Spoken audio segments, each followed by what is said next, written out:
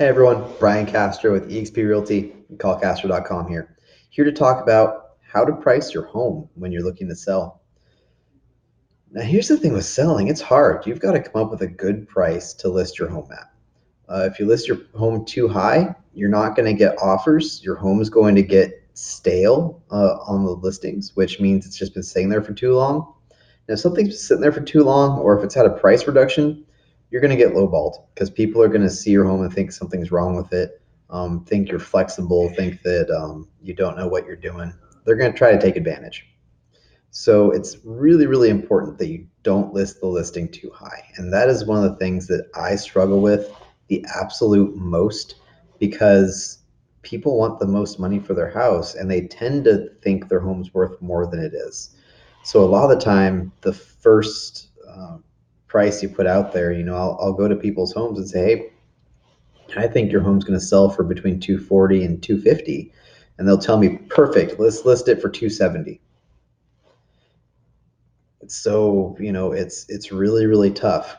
On the other end, you list something for too low, you have two trains of thought there. Some folks will say you list it too low and people will think something's wrong with it and it won't sell or it will sell for really low. Um, I'm not in that train of thought, at least not in this really hot market. If something is listed for low, you're going to get multiple offers in this market, and that's going to drive the price up at least to where it should be. Very rarely will pricing it low get you less money with this market. Now, if we were in a slow market and there weren't many offers coming in, you could lose money. But like I said, for right now, with as competitive as we are, a low offer is going to get outbid and outbid and outbid until you get a good offer. So you really can't price too low.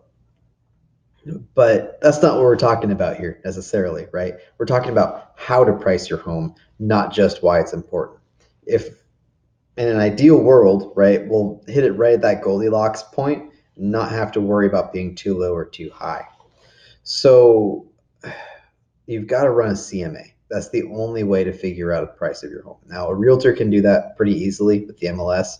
You can do it too if you don't want to use a realtor for whatever reason. CMAs are usually free, but if you really want to know the value of your home, get on Zillow, get on Realtor, get on whatever other sites you can or sites you need to, and look for homes that are similar square footage, similar areas. You're not always going to find the exact same out here in Lewis County, especially with acreage. So you might have to find something that's similar and then maybe add some value for a shop, detract for a shop, add for square footage, whatever it is. Look at the average square footage for similar houses and use that to kind of help. And if you are looking, you really want to look at the sold houses, not the actives. Look at some actives too, it helps, but the solds are where the real money is because that's where people actually sold for. An active that's been on the market for, say, 3 months, it's too expensive. So you don't really want to price based on that unless you also want to be too expensive and not sell. So I recommend finding at least 3 to 5 active homes, 3 to 5 expired homes, and 3 to 5 sold homes that are as similar as you can find and use them to help you price. And again, they've got to be in similar areas because across the highway can be a big deal. They've got to be similar acreage. They've got to be as similar as possible.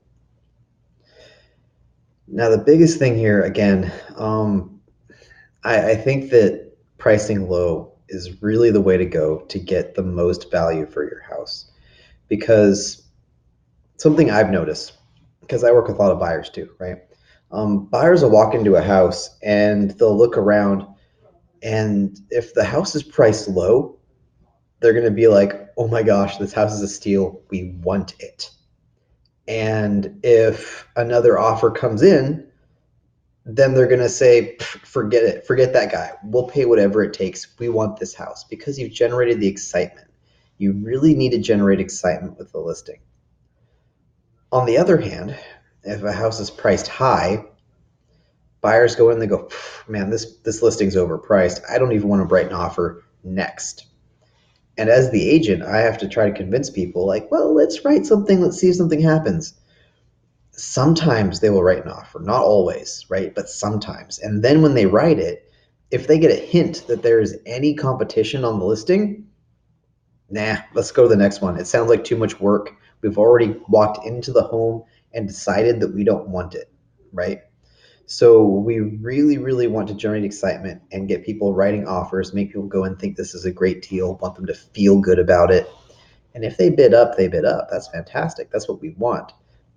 But we really don't want to have to make them bid low because that just ruins everything. It makes the listing stale, makes it look like you're willing to negotiate, you're willing to be open on the price.